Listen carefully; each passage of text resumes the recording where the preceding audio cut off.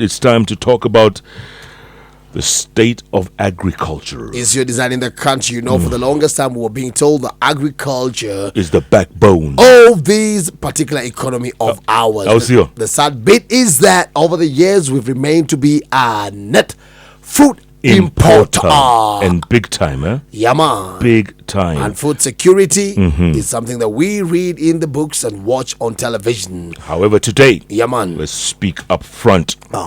We are joined in the studio by Wangari Kuria, who is the CEO of Farmer on Fire. Huyu ni farmer mkulima ambaye anawaka moto kama pasia. Jirani. And then we have Mary Katomi Riungu, one and only. She's a farmer and she's a leadership and governance expert. Yes, sir. Ladies, welcome to Hot 96. Wakulima smart. What is Farmer on Fire? What is that?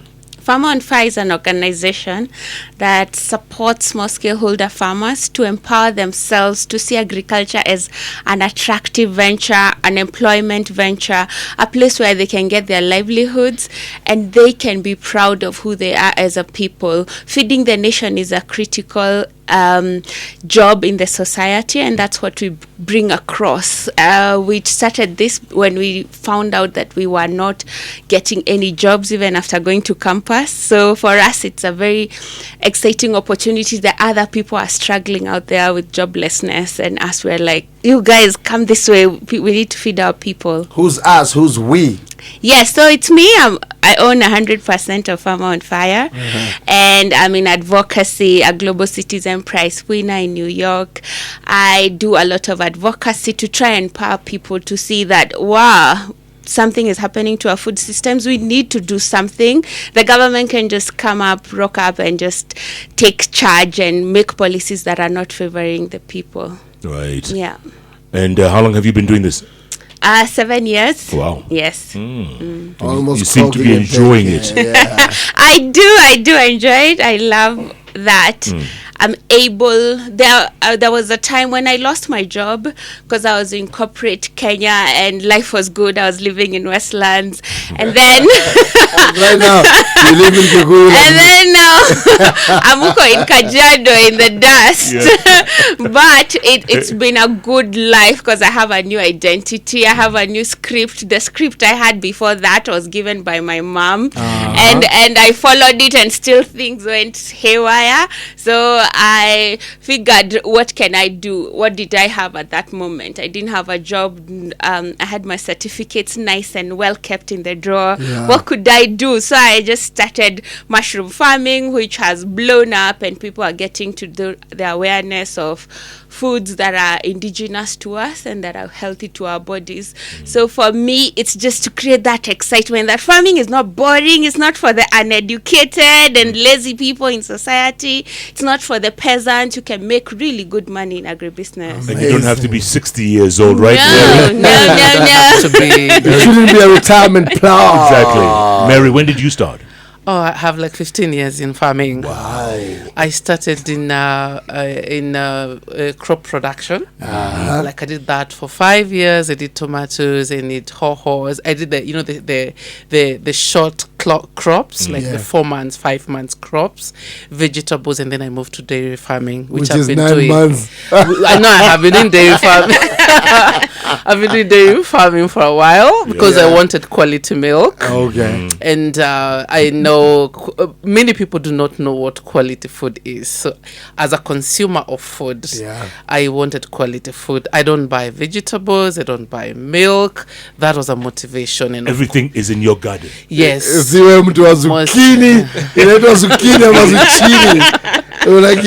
that's a motivation, and when you do that for profit too. Right.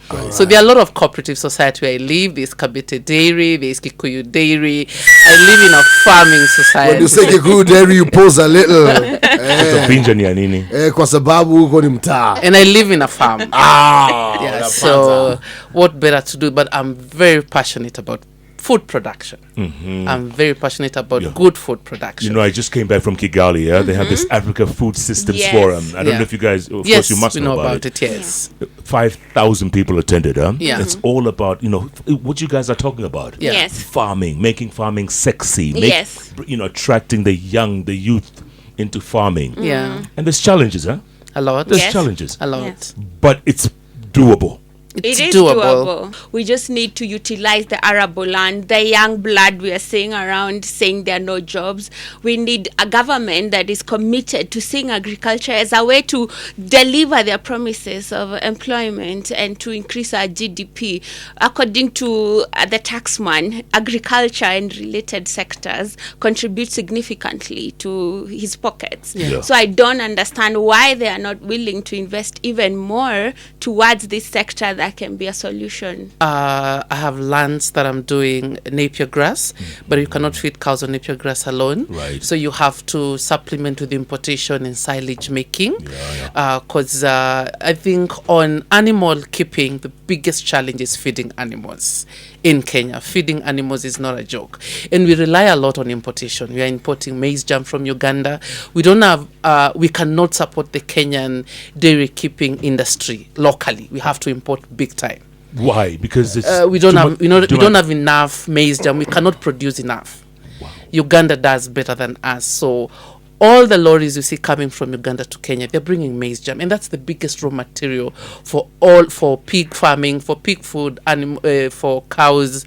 It's really major. So I would say cost of production is a big challenge. Even poultry keeping. Maize germ is the biggest raw material. Of course, then you add soya beans. There's so many other things just to supplement on the food.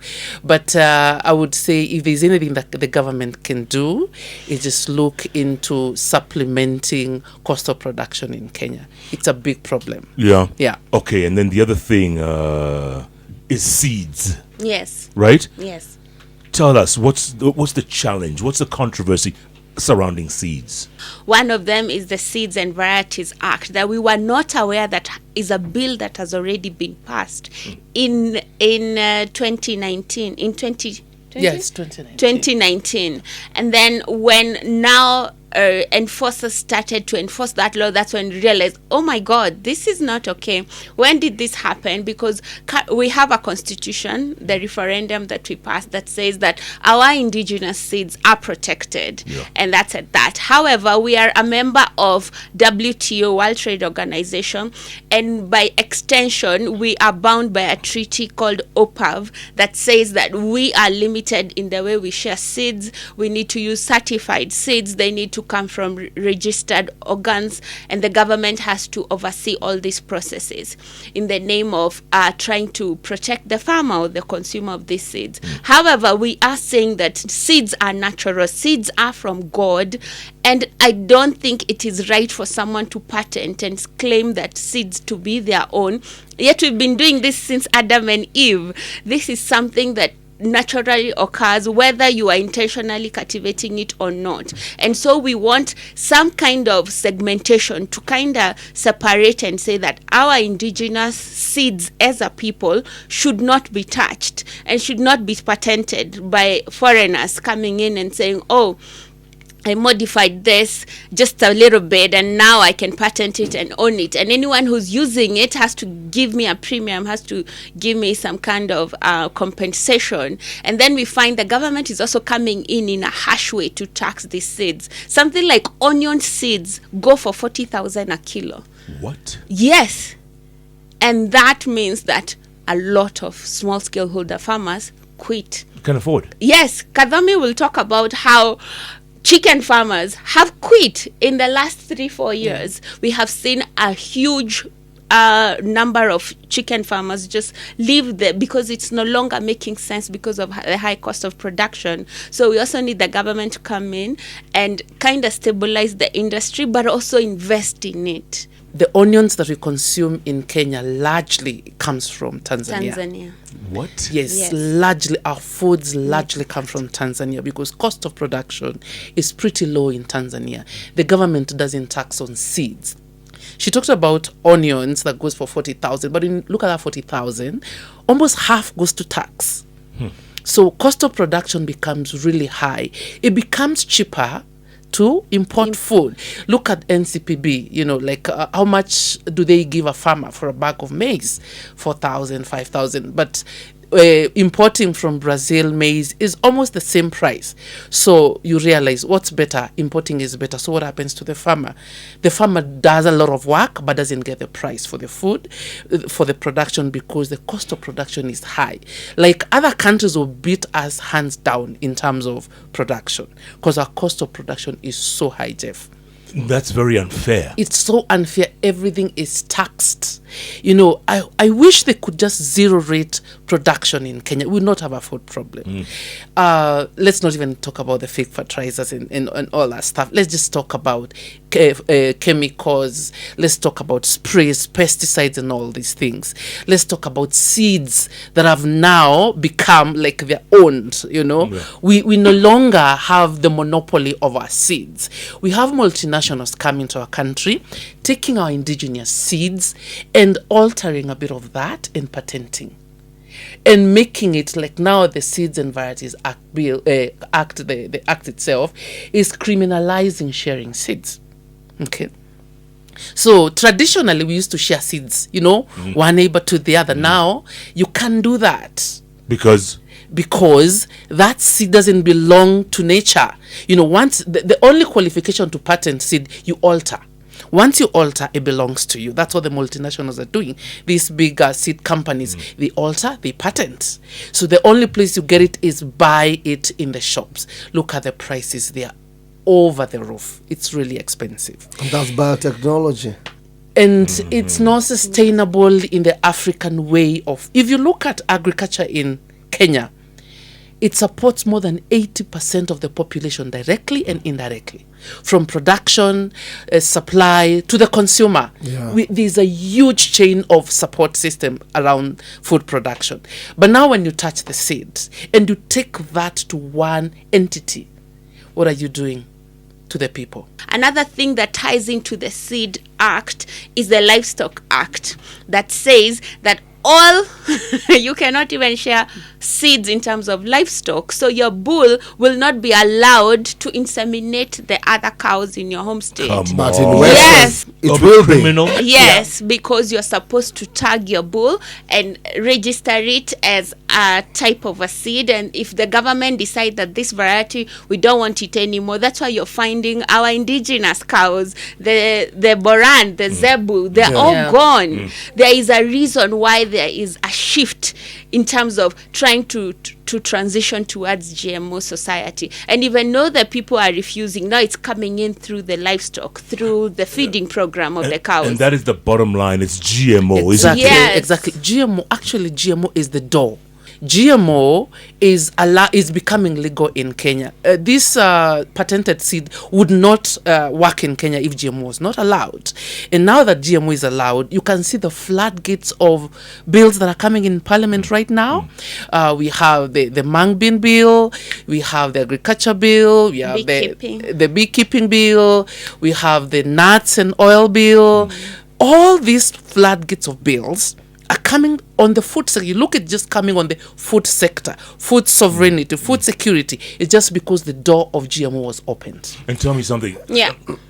And these bills are in Parliament currently. Yes. Some of them have passed. Yes. So they are law. Yes. And nobody's fighting for you farmers? And we didn't know, but they are in existence, and some are also in transition. They're being discussed as we speak. Obviously, when people heard about the dengue bill, yeah, there was an uproar, and so it's just sitting somewhere, wait for people to get busy or get distracted, right. And then it's gonna be through the back door. Actually, I had a conversation with a member of Parliament. Public participation. I had a conversation with a member of Parliament yesterday because the dengue bill was coming up for mention yesterday in Parliament, and they like when kelele imeshuka, like when people are not really talking about it, they bring it back in Parliament. He had a first reading. Yesterday was a second reading, and they say that you people are spreading misinformation. But I have a copy of that bill with me. When you look at that bill, there's a establishment of a board whereby people need to get registered to farm dengue in itself. So, and they're talking about large scale and small scale. Then still some clauses on the bill talk about processing, marketing. You need to be registered. So all these bills we are looking at are food bills. Food. It's not coffee. Coffee is a cash crop. Tea is a cash crop. But all the other bills now that are presently happening in Parliament are food bills. Dengu is food. So what processing, what is the journey of dengu from the farm to the consumer? Simple, they plant, they dry, they package in the supermarkets. There is no value addition on dengu per se in Kenya. But right now, for you to be part of that chain, you need to be registered. Question is, when it comes to post-harvest losses, is it a question of the production of the crops, or is it a question of storage? One. Secondly, are you talking about the GMO agenda? So are you anti-GMO? Of course we are. Yes. That's taking people's lives and putting it in the hands of individuals. Meaning? Because GMOs have a history of being engineered to achieve a certain direction. They say GMOs, they are going to develop these seeds to make them resistant to a particular kind of pests. Yeah. When you have a problem and you want to sort the problem in one way, and there are so many other ways to sort that problem, and you force everyone to take that route, then that's a problem.